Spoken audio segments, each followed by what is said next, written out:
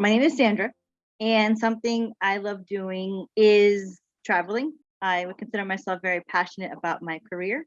I'm in the criminal justice law enforcement field. On a typical day, I do look forward to going to every day, and I do enjoy what I do and the clients I interact with, and the fact that I can make a difference in someone else's life.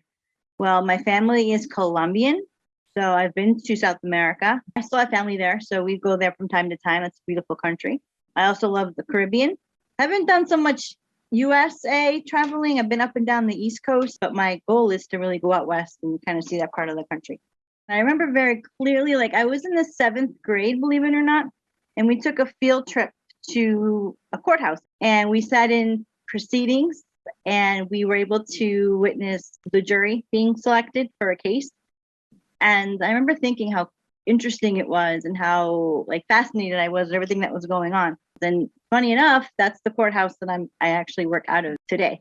So the type of disability that I have is actually spina bifida, specifically myelomingocil, because there's 2 different types. I was born with it back in 1975. My paralysis is from my knees down, and I've been wheelchair bound since pretty much I started school. So I would say about 1st grade. I did some walking on crutches in school because, back then there was no, going to different classes and things like that. But once I hit middle school, it was something that I started doing more and more just because it was easier to get around in my wheelchair. I consider myself to have had a very normal childhood. I did all the field trips that the kids did. I was in all the regular classes. My parents were very adamant about my being treated like everybody else. I had its challenges, as far as transportation, things like that. But the school systems I was in, they worked with us a lot. When I was in college, the campus wasn't very accessible, but they worked with me to put in some ramps and things like that. So the college I went to was established in 1841.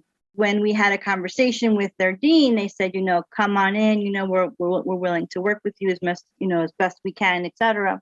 So my freshman year of college, I have to be honest with you, I almost didn't continue in that school because of the difficulties in my getting around on campus. So snowstorms, I had a hard time getting to classes. The elevator would break down in the dorms. I couldn't get downstairs. I was on the 2nd floor. So we had to have a very serious conversation with the dean again and say, listen, this isn't working out the way you said it was going to. So that freshman year when I was 18, I really learned how to be my own advocate and how to speak up for myself. And luckily, during my 4 years at the school that I went to, I left there was ramps, there was elevators that were put in that hadn't been there.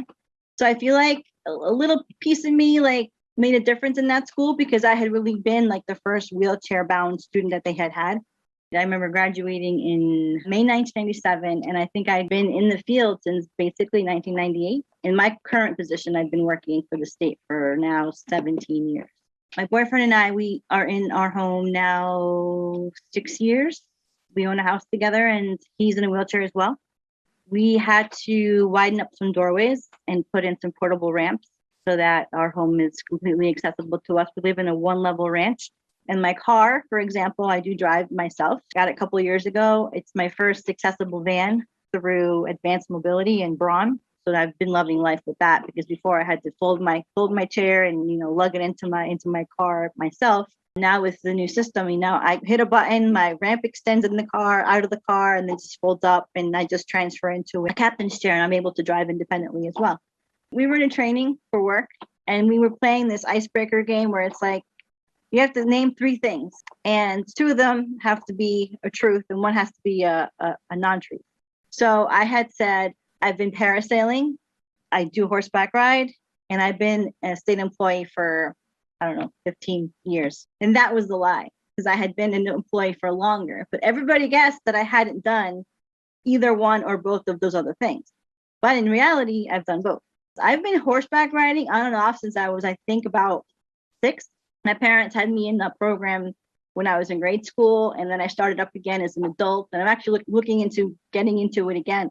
It's great to know how accessible things are becoming.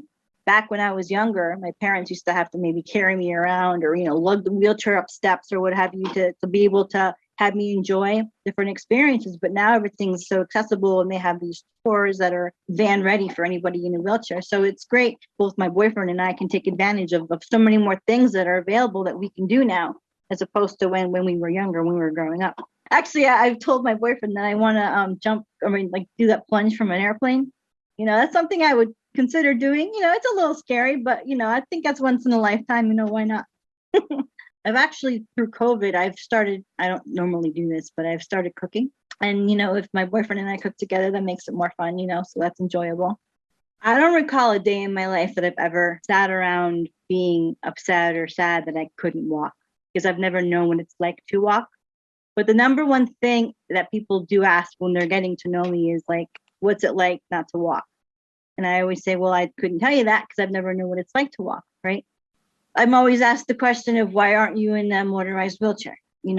I'm like, well, listen, I have upper body strength. I have the ability to use my arms and my hands. I want to be as independent as I possibly can. So that's my primary goal. I want to just, I want to retire from my career. I want to, travel as much as the world as I can. I want to, enjoy life. I don't know how long I'm going to have on this earth. Hopefully a long time. I'm 45.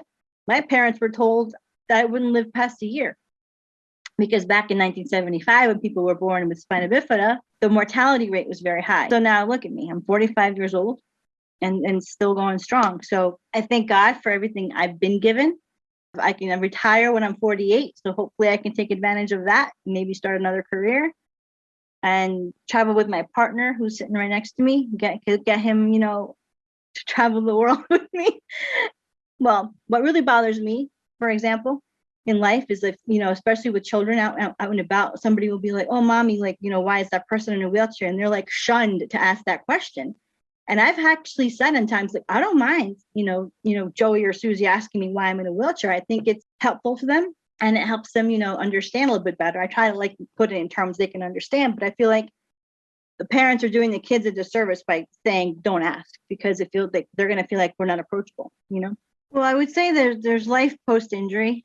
Like I said, I was born with my disability. So I do give a lot of credit to people who've earned your, later on in life, because it's such an adaptation that they have to deal with. But just, I try to be positive and to tell them that, there's life to live and you have to advocate for yourself and getting things done that need to get done for you or by others for you. Take advantage of every opportunity you have, and you can still have an active life, and you can still have you could still have happiness in your life.